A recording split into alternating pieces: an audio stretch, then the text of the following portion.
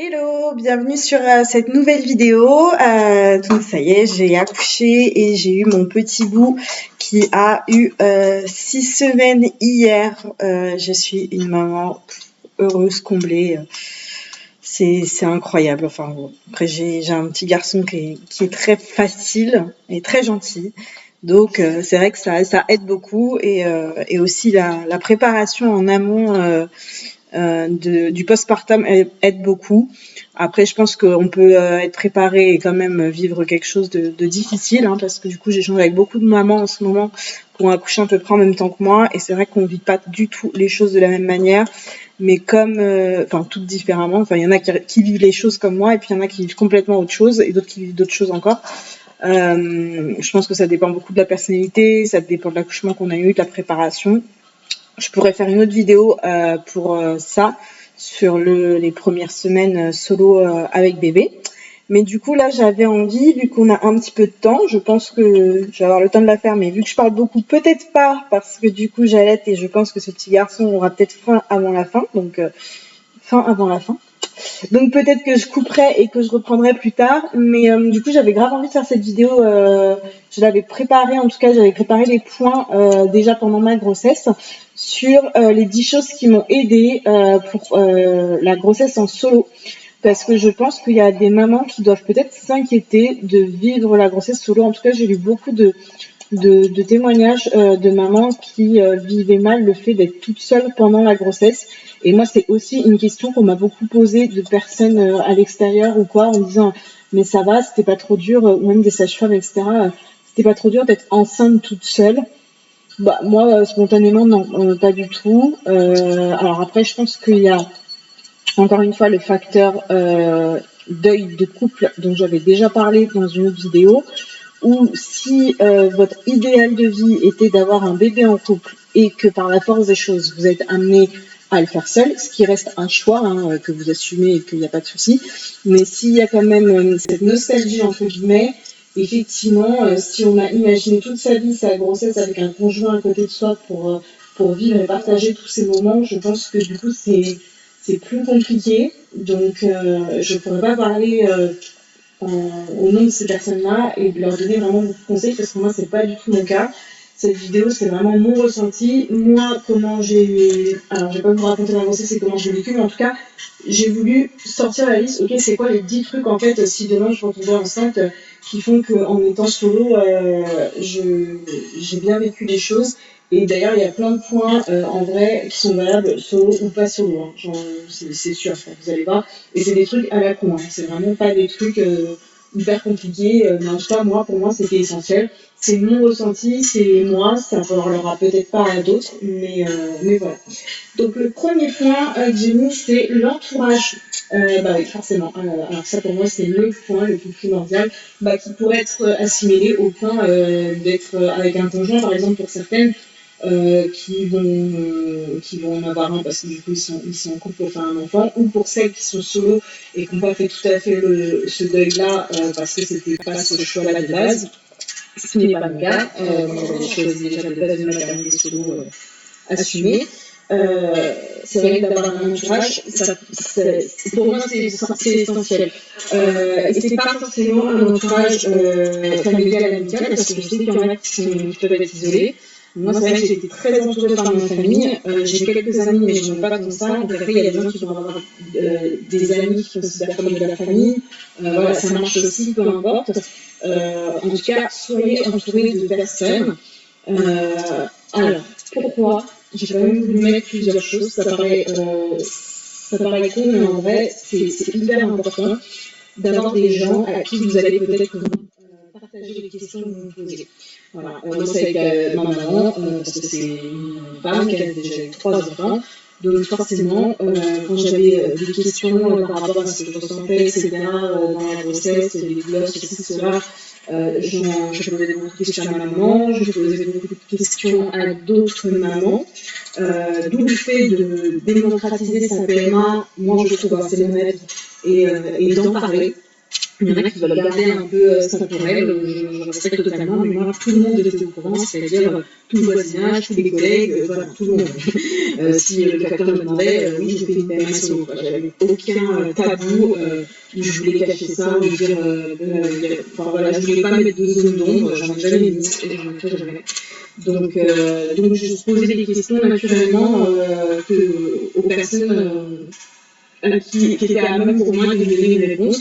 Ça ne veut pas dire que j'écoutais ce qu'ils me disaient, mais voilà, c'est toujours bien de pouvoir poser des questions quand on a à des personnes qui ont déjà vécu ça, c'est-à-dire la grossesse, pas la grossesse en solo.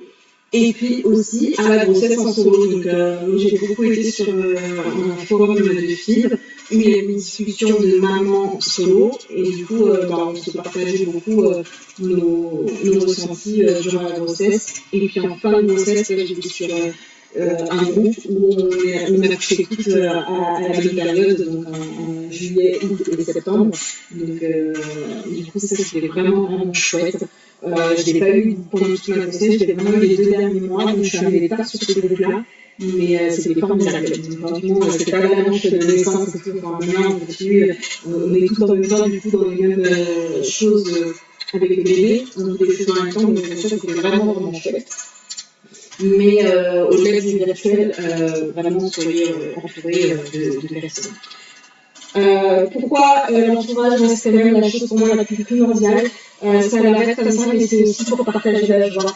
Voilà, peut-être que ça parlera aussi à des personnes qui ont peur de se lancer, voilà, du fait de ne pas avoir un compagnon à la maison pour partager la joie.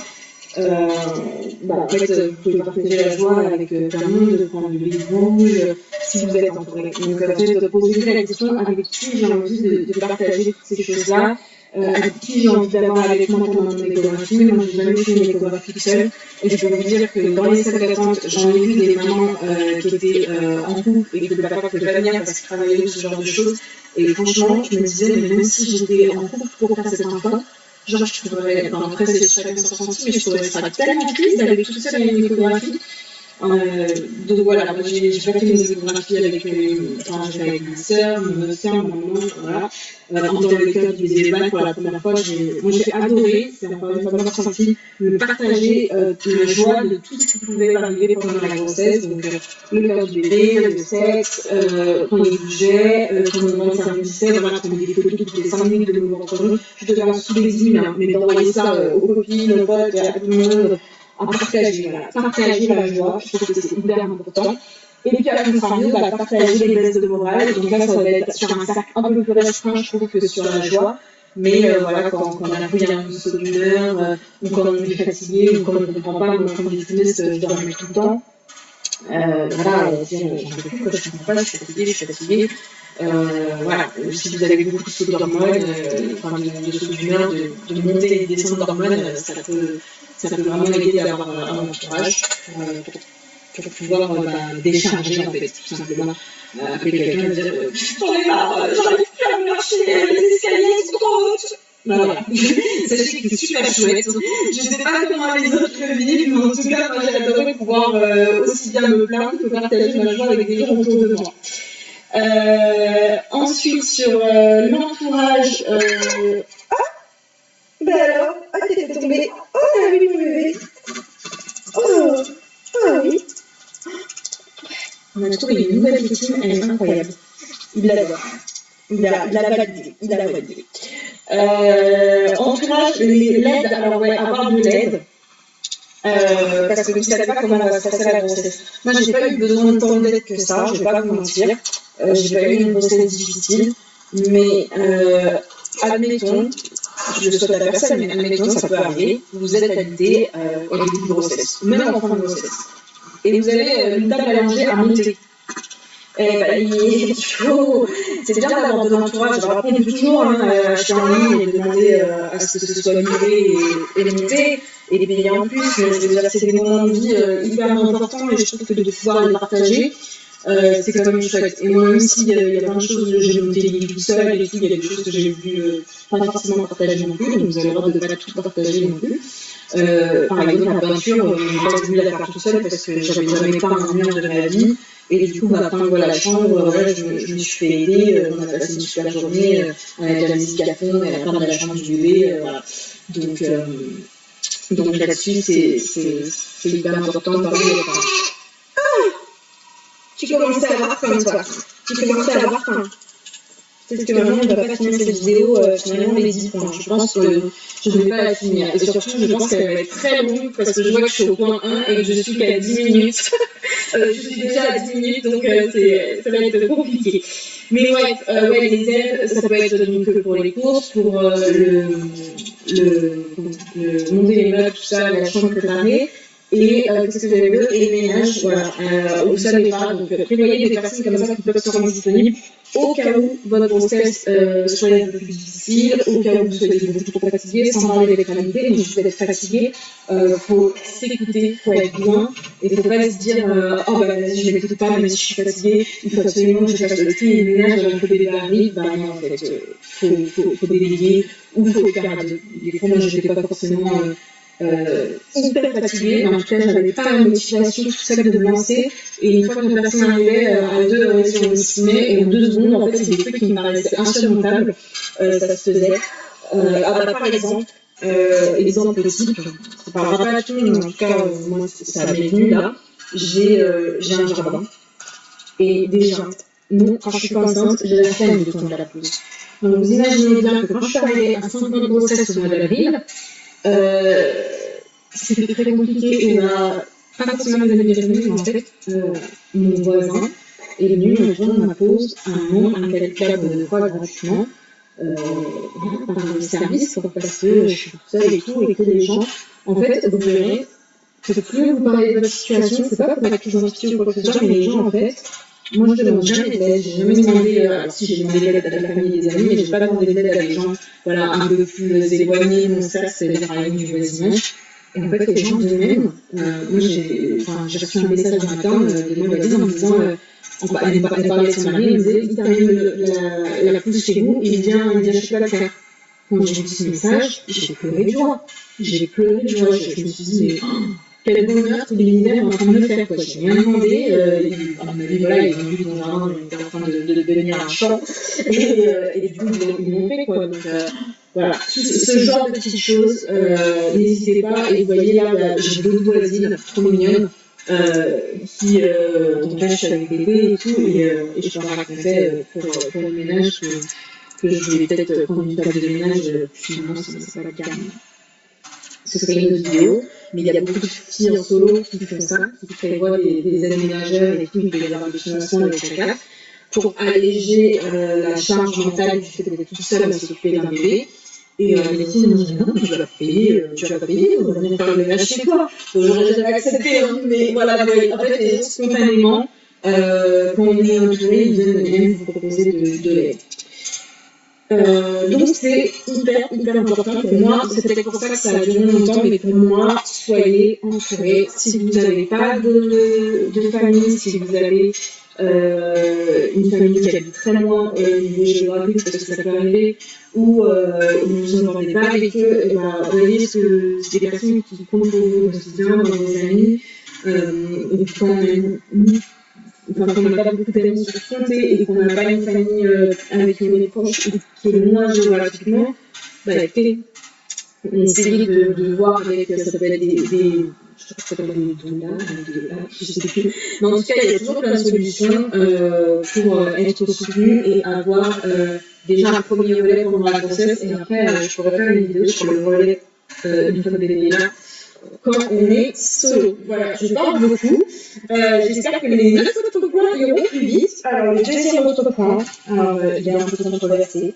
Et je pense qu'il y a 5 ans, on m'aurait dit que j'aurais dit ça. Parce que c'est quelqu'un qui est très dans le boulot. Mais c'est d'arrêter le travail télé. Donc, moi, mon terme, il était le 4 août. Normalement, je vais travailler jusqu'au 15 juillet. Dans ma tête, j'étais partie, je suis enceinte, de travailler jusqu'au 15 juillet. Sérieusement. Je me suis arrêtée le 7 mars. Et ça a été la meilleure décision de ma vie. Et je ne peux que me conseiller. C'est qu'à un moment donné, je ne vais pas travailler, mais en gros, ça a été toute ma vie pendant longtemps. Sauf qu'à un moment, faut se poser la question de qu'est-ce qui compte.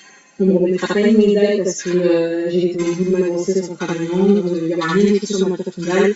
Par contre, mon bien-être pendant ma grossesse, pour après peut-être aussi, et je suis sûre que ça joue, le fait d'être super bien en postpartum, ça compte parce qu'en fait, une maman qui est bien, c'est un bébé qui est bien. Ouais, t'es d'accord. Et j'en suis sûre, le facteur psychologique, la maman qui est bien, le bébé est bien, j'en suis persuadée. Après, ça ne veut pas dire que vous aurez un bébé facile, hein, il y a des bébés qui dorment pas, c'est comme ça, mais quand même, je pense que ça joue. Donc, arrêter le travail tôt, donc ouais, donc je me suis arrêtée le 7 mars, sachant que j'étais en vacances 15 jours avant, donc officiellement, le 15 février, j'étais en vacances, je suis revenue 2 jours et je suis partie en Indonésie. Donc, ça m'a permis, en fait, d'avoir du temps, mais du temps, pour me reposer et pour tout préparer et faire une préparation énorme sur l'arrivée des bébés et sur mon postpartum. Parce qu'on prépare souvent aussi les choses pour son bébé, mais on ne prépare pas les choses pour soi. Et je peux vous dire que ça m'aide énormément au quotidien. Franchement, je suis bien, je suis pas fatiguée, moi tout va bien et je suis certaine que si j'aurais travaillé jusqu'au mois de juillet, là je serais au bout de ma vie, même avec un bébé facile. Donc arrêtez le travail tôt. Si vous pouvez, hein, parce que je sais que moi, ma sage-femme, j'ai eu aucun souci. Voilà, j'ai fait juste mon premier trimestre en gros, et je me suis arrêtée le deuxième et le troisième trimestre. Donc ça, c'était vraiment chouette, ça m'a permis de prendre le temps, de préparer la chambre, de trier la maison, de faire mes achats, etc. Le troisième point qui m'a aidé pendant la grossesse, et puis oui, c'est une grossesse solo. Donc là, je reviens sur le truc de grossesse solo, c'est que du coup, vous allez être seul, entre guillemets, à tout préparer, même si vous êtes entouré. Et du coup, le fait d'être arrêté tôt, voilà, peut-être que si il y avait un conjoint, effectivement, c'est bien de s'arrêter tôt aussi, mais on peut faire les choses à deux. Là, vous allez devoir, entre guillemets, tout faire tout seul, parce que vraiment, moi, la pédiatre, je me rappelle, à la maternité, à mon part, elle me dit, mais vous êtes tous au solo. Et j'ai trouvé ça trop beau qu'elle dise ça. Et du coup, est-ce qu'on va réussir à finir cette vidéo? Je ne sais pas. Et du coup, ouais, c'est vraiment top d'avoir du monde autour de soi, je sais plus ce que je disais, et surtout d'arrêter le travail tôt quand on est tout seul, pour pouvoir avoir le temps de se préparer, le temps de tout faire, sans être dans un stress. Et de se reposer, parce que si on fait tout sur ces jours de repos, au final on n'a plus de jours de repos. Les jours de repos, on prépare l'arrivée des bébés, et les autres jours on travaille, donc en fait on ne se repose jamais. Le troisième point essentiel pour moi, et le quatrième aussi, parce que les deux sont liés, le troisième c'est l'alimentation. Donc ça a l'air con, mais franchement, manger sainement et équilibré, c'est aussi la clé pour se sentir fort. Il n'y a pas de secret. Après, je dis pas que j'ai pas fait d'essai, des fois j'ai eu des envies, je me suis mangé une pizza, mais en vrai, j'ai pas explosé les paquets de bonbons et tout comme ça. De toute façon, si on n'achète pas, on n'a pas, j'ai envie de dire. Donc voilà. Après, il ne faut pas se brider, il faut savoir se faire plaisir. Mais c'est des convictions personnelles, mais je suis sûre que tous les aliments transformés engendrent une fatigue supplémentaire et sont mauvais pour le corps. Désolée, c'est un peu. Mais c'est vrai, en tout cas, moi, c'est ce que je pense. Et du coup, manger des légumes, des fruits, de la viande, du poisson, du tofu pour ceux qui sont végétariens, pour avoir une alimentation qui est saine, mais surtout qui est équilibrée, parce que c'est deux choses différentes. Et manger suffisamment, vraiment, vous vous sentez en meilleure forme, il n'y a pas à dire. Après, il ne faut pas se frustrer, c'est pas du tout un régime, c'est juste manger sainement. Attention, on n'a pas de régime comme la grossesse, c'est juste manger sainement. Se faire un super communiqué de poulet avec du riz, etc. Avec plein de légumes à côté, mais pas des pâtes avec de la sauce et de la crème, et du fromage et du pain pendant 9 mois, quoi, parce que forcément c'est lourd et le corps il fatigue en fait.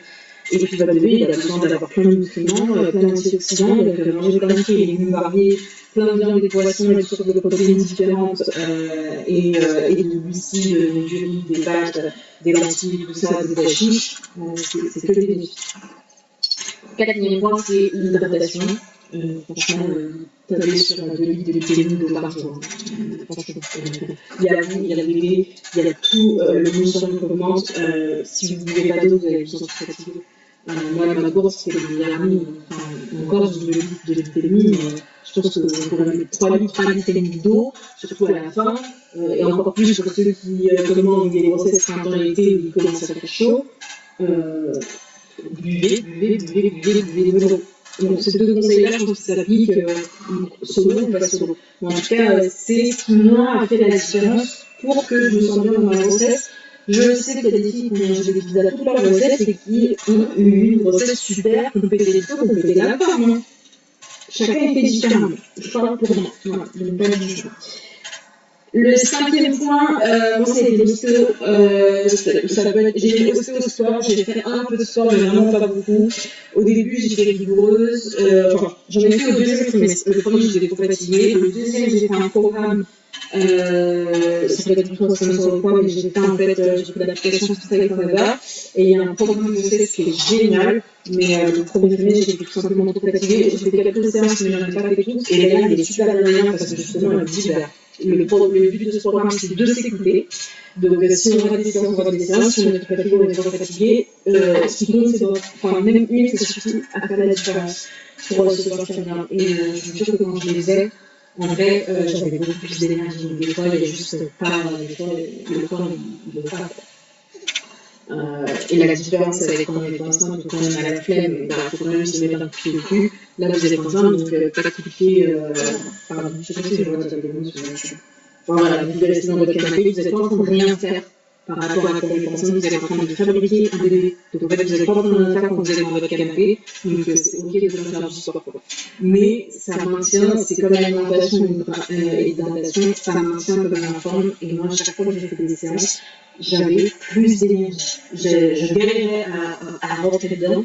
Et en fait, le lendemain, le lendemain, après 1 ou 2 séances, je pétais le feu à nouveau. Donc vraiment, mais après, c'est difficile le premier trimestre. Au 3e, on a oublié, moi, le sport, c'était fini. Et par contre, au 2e trimestre, je pétais les feux, comme beaucoup de femmes. Et du coup, j'ai fait tout le programme 2e trimestre de Style Canada et j'étais trop bien. Franchement, j'ai pété les feux de. Et l'ostéo, en fait, voilà, c'est tout ce qui est quand même rapport au corps. L'ostéo m'a vachement aidé de novembre à juin, donc pendant 8 mois. Il y a que derniers mois où j'ai pas été et c'était à contre-cœur. Je suis allée chez l'ostéopathe 1 fois par mois. Donc il a suivi toute ma grossesse et il m'a aidé sur toute. Du coup, j'ai quasiment aucune douleur au dos. Peu de douleur au niveau du bassin et des hanches. À la fin, je voulais, comme j'arrivais plus du tout à marcher. Mais voilà, c'était sur les derniers mois et pas sur toute la durée de la grossesse. Donc ça, je peux que le recommander.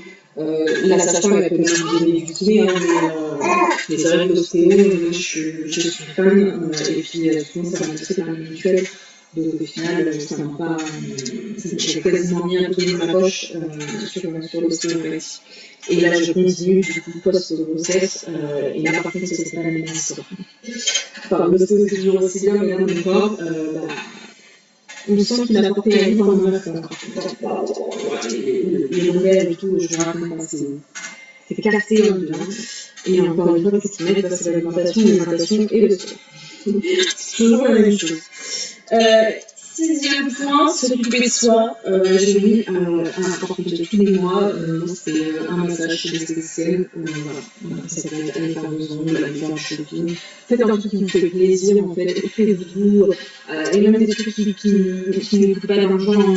Il n'y a pas d'obligation de se payer 50 € en massage. Se prendre un bain avec des bougies, de la musique, on peut plus mettre de l'huile essentielle enceinte, mais voilà, tout ça, ça aide, continuer à se faire ses soins et tout, et c'est toujours le cas d'ailleurs en postpartum, c'est des trucs, ça me. J'ai l'impression que la liste que je fais là, elle est aussi longue pour le postpartum. Je crois que je vais lui donner à manger. Je reprends après. Donc me revoilà, multifonction, je suis en train de l'allaiter en même temps.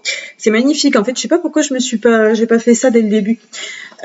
Du coup, j'en étais à s'occuper de soi, donc les massages, les bains et tout. Et en fait, pendant que j'étais en train de le mettre au sein, je me disais ouais, mais en fait, au-delà du fait que ça fait du bien en solo ou pas en solo, la différence, je dirais, en étant dans un parcours de PMA solo, c'est que peut-être que vous allez avoir des fois, moi c'est pas mon cas, hein, parce que je me suis toujours occupée de moi, mais peut-être que parfois, quand on se dit j'ai mal au dos de ma grossesse, j'ai mal aux pieds, j'aimerais bien quelqu'un, un conjoint qui, si j'étais pas toute seule, je parle pour celles qui ont eu vraiment du mal justement à faire le deuil du couple et qui vont un peu par contrainte, ça arrive.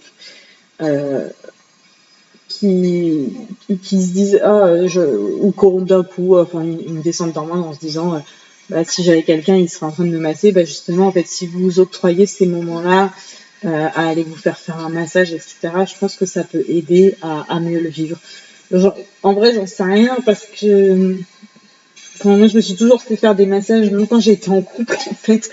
Et j'ai jamais eu un conjoint qui me faisait tant de massages que ça. Et je peux vous dire que quand j'ai fait des cours de prépa à l'accouchement, et que du coup j'étais la seule en PMA solo, il y avait que des mamans qui étaient en couple. Franchement, s'il y avait un conjoint qui massait sa femme tous les soirs, c'était déjà bien. La plupart du temps, c'était pas trop ça. Mais ça existe, attention, il y a des messieurs exceptionnels, j'en connais dans mon entourage, qui massent leur femme pendant la grossesse, et puis j'en connais que leurs femmes n'ont jamais eu droit à un seul massage pendant la grossesse. Donc voilà, ça dépend comment on éduque peut-être son fils. Corentin, tu seras démasticé avec une fille, parce que si tu veux être avec un garçon, tu peux. Si tu es avec une fille et que vous voulez des enfants, fais-les des massages quand elle sera enceinte. Voilà. Et puis, du coup, 7e point. Qu'est-ce qui m'a aidé pendant ma grossesse en solo? Alors oui, et ça c'est peut-être un truc un peu spécifique solo, mais peut-être pas que. C'est de faire un plan d'achat mensuel. Donc, c'est-à-dire que je suis tombée enceinte au mois de novembre. J'ai fait la liste de tout ce que je devais acheter pour l'arrivée de bébé. Et en fait, après, j'ai divisé ma liste par mois. C'est-à-dire que je me suis dit, en novembre, j'achète ça, en décembre, ce sera ça, en janvier, ce sera ça, février, ce sera ça, etc.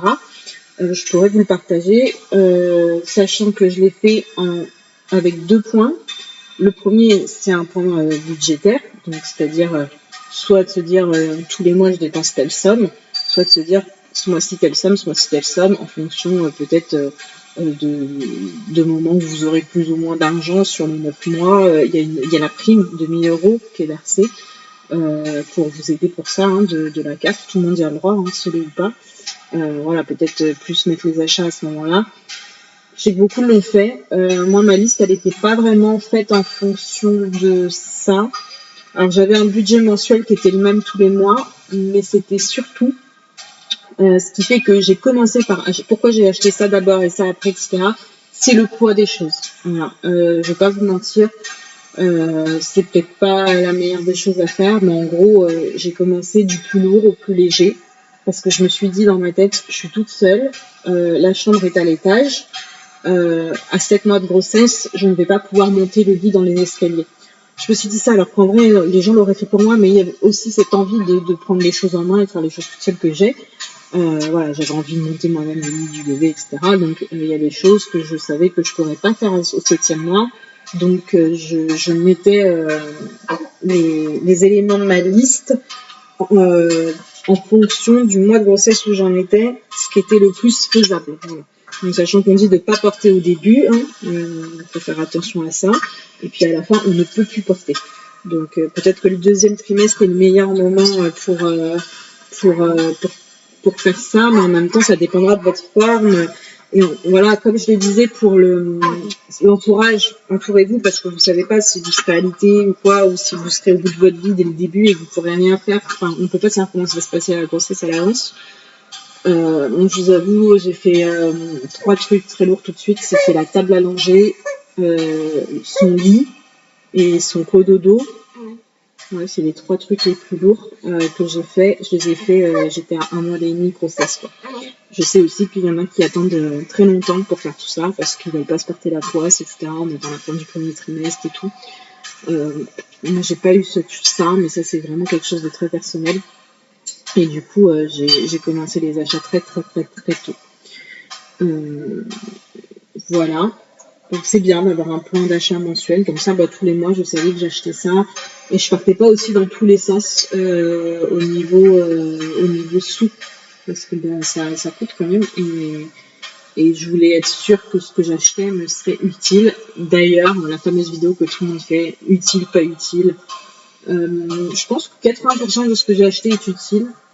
Allez, peut-être je peux même monter à 90%. Faudrait que je fasse un prorata, tiens. Mais il y a peut-être les 3 trucs là qui me viennent en tête que j'utiliserai jamais. Ça va. Je trouve que ça va. Même pas. 2. 2. Voilà. Mais il y a des trucs que j'ai achetés que j'utilise et que si j'avais pas, ça serait pas la fin du monde. Voilà. Ça, c'est encore une autre catégorie. Et puis il y a des trucs que j'ai pas pensé et que j'ai dû acheter après. Dont la fameuse tétine. J'étais une anti-tétine de base. Hein. Bah, finalement, je suis bien contente de l'avoir, la tétine. Du coup, 8e point pour préparer au mieux sa grossesse en solo, avoir une routine. Ça, encore une fois, c'est propre à moi, mais moi j'aime bien avoir une routine. Comme là, j'en ai une en postpartum avec le petit. Et du coup, je trouve que ça permet de garder un rythme et peut-être pas aussi de sombrer justement dans une sorte de dépression de grossesse ou d'être un peu raplapla, de rien avoir envie de faire. Voilà, ça peut être bête, mais en routine, voilà, je me levais toujours, alors pas à la fin je me levais à midi. Hein. Je vous avoue, moi, mon dernier trimestre, il m'a achevé. Enfin, mon dernier mois m'a achevé. Méconnaissable. Mais ouais, c'est se lever à une certaine heure, voilà, pas rester en pyjama jusqu'à 18h, faire mon yoga à 10h, mon sport à 16h, cuisiner, enfin voilà. Et puis la journée passe comme ça aussi, et puis se dire ce jour-là, je vais faire ma chambre, ce jour-là, je vais faire ci, ce jour-là, je vais faire ça. Vous faites une routine comme vous la voulez, les soins de visage, je sais pas, mais en tout cas, moi je trouvais qu'avoir une routine, ça me permettait de pas trouver le temps long non plus, parce que je me suis arrêtée quand même très tôt. Et puis ne pas subir une fatigue. Je pense que c'est surtout ça, au-delà de trouver le temps long, je pense que ça, après on subit une fatigue. En fait, on est déjà fatigué, donc si on se laisse aller dès le début à se lever à midi, comme j'ai pu le faire au dernier trimestre, bah voilà, le dernier trimestre, pas le dernier trimestre, le dernier mois, pardon, je l'ai plutôt mal vécu. Alors déjà, j'étais pas chez moi, donc forcément quand je suis pas chez moi, je peux pas avoir la routine que je veux. Mais il y avait aussi beaucoup d'avantages. Hein. J'étais chez ma mère les derniers mois, donc pendant 1 mois, j'ai pas cuisiné. Voilà, tous les soirs j'avais droit à un massage. C'était trop chouette. J'ai adoré. Mais il y a d'autres choses que j'ai moins aimées. Donc ne pas avoir ma routine, ne pas être chez moi aussi. À un moment donné, ça m'énervait. Mais si t'as refaire, je resterai chez moi. Les derniers mois, c'était super cool. Et je sais plus ce que je disais. Mais ouais, enfin voilà, du coup, tant qu'on peut garder une activité, voilà, vu que pour ceux qui vont s'arrêter tôt, voilà, le fait de pas travailler, on peut vite sombrer dans un truc. C'est comme quand quelqu'un est en arrêt maladie parce qu'il s'est blessé et qu'après il est chez lui, à rien faire, à se laisser aller, etc. Voilà, c'est ça. C'est pas se laisser aller pour moi, le fait d'avoir une routine. Donc du coup, je trouve que c'est un point, en tout cas pour moi, c'était un point essentiel dans le bon déroulement de la grossesse. Le 9e point, c'est s'écouter. Bah alors, qu'est-ce qui t'arrive?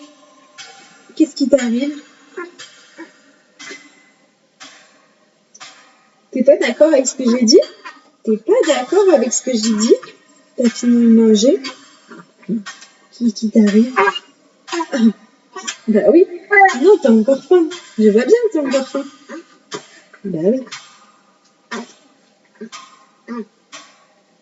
Ah oui, hein, c'est ça aussi. Au moins, je vous montre la vraie vie. Hein. Alors, est-ce que t'as faim ou pas? En fait, je l'allaite et du coup, des fois, il a faim, mais des fois, il a plus faim. Il a juste envie de tétouiller. D'où le fait que je suis allée acheter une super tétine aujourd'hui parce que je ne suis pas une tétine en fait. Voilà. Et là, il a plus faim, mais juste envie de tétouiller. En fait, on en apprend tous les jours, c'est incroyable. Et Et du coup, mon 9e point, c'est s'écouter, lâcher prise. Bah voilà, c'est aussi écoutez-vous. Donc, ok, c'est bien de vouloir faire du sport enceinte et tout, mais si je suis fatiguée et que j'ai pas envie d'en faire pendant 3 semaines, parce que j'en peux plus, et ben j'en fais pas. Si j'ai pas envie de manger des légumes et que j'ai envie de me taper une pizza aujourd'hui, j'en fais pas. En fait, mais après, tout est question d'équilibre et de modération aussi, je pense, dans tout. Mais il faut aussi s'écouter, et c'est valable pour toute la vie. C'est valable toute la vie. Et donc lâcher prise, c'est-à-dire ne pas se mettre une pression en se disant voilà, faut que je fasse ci, faut que je fasse ça, oh là là, machin, non, stop, vous serez enceinte qu'une fois, ou deux, ou trois, ça dépend dans votre vie, c'est intense, c'est incroyable, c'est une expérience de ouf, écoutez-vous, et même si vous êtes enceinte, écoutez-vous, écoutez-vous, lâchez prise, écoutez-vous, faites ce que vous voulez, et faites ce qui vous fait du bien, voilà. Et enfin, le dernier point, et ça je le trouve super important, mais j'ai commencé bien avant ma grossesse, mais du coup pendant la grossesse c'est en plus, c'est se projeter plus et moins. C'est-à-dire projeter la vie qu'on va avoir avec le bébé. Et pourquoi je dis plus et moins, c'est qu'on va projeter une vie, comment ça va se passer, etc. Ça peut être à double tranchant parce que vous pouvez projeter quelque chose que vous allez idéaliser. Ça va être comme ça, ça va être comme ça. Et en fait, ça se passe pas du tout comme ça parce que vous savez pas comment va être votre bébé, vous savez pas quelle personnalité il va avoir, vous savez pas quel accouchement vous allez avoir, vos émotions et tout, vous pouvez pas prédire l'avenir. Donc, projeter quelque chose de positif, plus, c'est bien. Mais du coup, si ça se passe pas comme ça, je pense qu'il peut y avoir genre un waouh, je m'attendais pas à ça. Et du coup, avoir idéalisé quelque chose et que ça se passe pas du tout comme ça, et là, peut-être conduire à des dépressions ou en tout cas à des baby blues. Voilà, cherchez le mot depuis tout à l'heure parce que dépression c'est un truc grave. Enfin voilà, c'est chaud, c'est le stade au-dessus, mais il y a aussi voilà le baby blues que j'ai pas non plus du coup le baby blues. Et du coup, je pense qu'on peut avoir ça. Donc, c'est projeter le best, mais aussi projeter le pire. Et je peux vous dire que moi, j'ai projeté le best et j'ai projeté le pire. Donc, j'ai projeté le best et je vis le best, donc c'est chouette.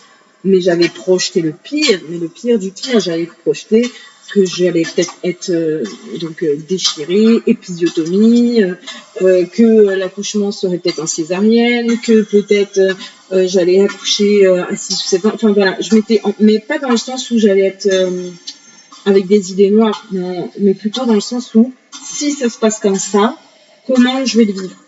Pour que comme ça, si ça arrive, je suis pas surprise. Je vais vous donner un exemple type. Moi, je voulais un accouchement physio sans péridurale. Au final, j'ai eu une péridurale. Mais même si j'avais projeté cet accouchement physiologique, rêvé, en salle nature, avec une baignoire, etc., j'avais aussi projeté mon accouchement avec une césarienne. Comme ça, si jamais mon accouchement physio ne se faisait pas et pour une raison ou une autre j'avais une césarienne, j'étais aussi préparée à cette éventualité et que du coup, j'aurais peut-être une cicatrice, j'aurais peut-être du mal à me lever, j'aurais peut-être du mal à porter mon bébé. Voilà. Et du coup, comment je me projetais en comment je vais faire si arrivé à la maison, j'arrive pas à monter les escaliers pour aller me coucher là-haut. Et je m'étais dit, ok, c'est pas grave, il y aura le canapé lit, je mettrai le meuble comme ça, et je mettrai la table à langer ici. Enfin voilà, j'essayais de voir toutes les situations qui pouvaient se passer, comme ça, j'étais préparée. C'est pas du tout vouloir tout contrôler, alors si peut-être un peu, je suis quelqu'un qui aime bien tout contrôler, mais c'est aussi de se dire qu'on va être solo, et du coup, parce que l'organisation, quand on est solo, c'est hyper important. Déjà, quand on est maman pas solo, c'est hyper important d'être organisé. Mais là, toute seule, si on n'est pas organisé et qu'on se dit pas à l'avance, peut-être qu'il peut se passer ci, il peut se passer ça. Et du coup, vous gagnez un temps de fou sur votre charge mentale et sur votre apaisement en vous disant écoute, si ça se passe comme ça, je l'avais déjà un peu anticipé. Vous n'arriverez jamais à anticiper à 100%, c'est sûr. Mais ça sera pas oh là là, mais j'avais pas pensé que ça pouvait arriver, que je pouvais avoir une césarienne, que ceci, que cela, et être en mode panique. Que si il y a déjà eu un travail en amont de ça peut arriver, c'est ok, j'arriverai à le gérer. Du coup, si ça arrive, je pense que c'est plus simple à gérer. Donc ça, c'est pour le négatif. Et je pense que projeter du plus, du positif, genre tout va bien se passer, tout va être bien, ça reste quand même super plus intéressant. Donc, ce serait plutôt de se dire, ça va super bien se passer, ça va être génial, mais il peut se passer ça, et je saurais gérer ça. C'est plutôt bien résumé. Voilà, moi c'était mes 10 points du coup pour que ma grossesse solo se soit super bien déroulée. Après voilà, mon dernier mois était horrible, mais c'est juste c'était la mobilité, hein, comme toutes les femmes, ça n'a rien à voir avec le fait d'être solo. C'était le fait de ne plus pouvoir bouger, etc. Alors bien sûr en solo, j'avais de la chance d'être chez ma maman ce mois-ci, parce que j'aurais été chez moi toute seule. Clairement, j'aurais pris Drive, des courses, voilà. Je crois même que j'aurais commandé tous les jours parce que j'aurais pas pu cuisiner ce genre de choses. Mais peut-être que vous, ça vous arrivera pas du tout. Mais, encore une fois, pensez à l'avance à toutes les éventualités et essayez de se préparer au mieux. Je pense que c'est ce qui aide. Et pour ça, il n'y a pas de clé. Hein. On en revient à mon point numéro 1, c'est d'être entouré. Et bien sûr, si vous n'avez pas de personnes proches dans votre famille, c'est pas grave, paniquez pas. Il y a toujours des solutions. Et des fois, c'est même pas la famille qui peut aider. Hein. Moi, je vois, j'ai eu un petit souci avec l'allaitement au tout début. Ça faisait 2 jours que j'étais rentrée chez moi. Je suis allée à la PMI et la fille de 2, elle m'a trouvé la solution. Enfin voilà, il y a plein d'intervenants, enfin de tierces. Voilà, pardon, chercher le mot. Il y a plein de tierces. Souvent voilà, quand on est en couple, on est 3, donc il y a le papa, la maman, enfin 2 mamans. Enfin voilà, quand on est en parentalité, voilà, il y a les 2 parents et l'enfant. Donc du coup, il y a la tierce personne. Là, il n'y a pas de tierce personne, c'est juste vous et l'enfant. Donc, trouver le maximum de tierces. Ça peut être des personnes physiques, mais ça peut être des personnes comme la PMI, la sage-femme, le pédiatre, voilà, qui vont vous rassurer, qui vont vous aider. Chaque personne aura un rôle différent. C'est pas le pédiatre m'aide pas de la même manière que peut m'aider la sage-femme, que peut m'aider l'ostéo, que peut m'aider ma maman, que peut m'aider mon voisin, ma copine, ma sœur. Voilà,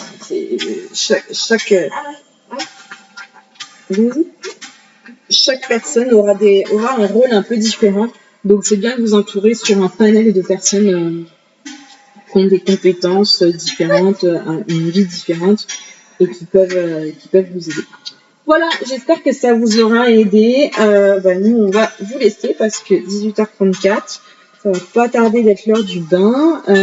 Et puis, si vous voulez d'autres vidéos sur la préparation notamment du postpartum pendant ma grossesse, et puis là aussi avec le bébé, la petite routine, comment ça se passe, la chambre, comment j'ai aménagé tout ça en étant toute seule. Au final, j'ai fait une super table à manger dans sa chambre. Je ne m'en sers quasiment jamais. Mais je sais que je m'en servirai plus tard. Mais en vrai, pas du tout. Mais par contre, j'avais anticipé une autre table à manger dans la salle de bain. Et elle, effectivement, je m'en sers à fond. Mais j'ai recréé une table à manger dans ma chambre où on dort tous les 2. Je peux vous dire que celle-ci, c'est la best. Voilà. Bon, je vous fais plein de bisous. Et puis, n'hésitez pas à me laisser un petit j'aime si la vidéo vous a plu, des commentaires. Dites-moi ce qui vous semble, ce qui vous parle, ce qui vous parle pas, des trucs que j'aurais oublié aussi, si vous avez déjà vécu une grossesse en solo ou pas d'ailleurs. Voilà, à bientôt!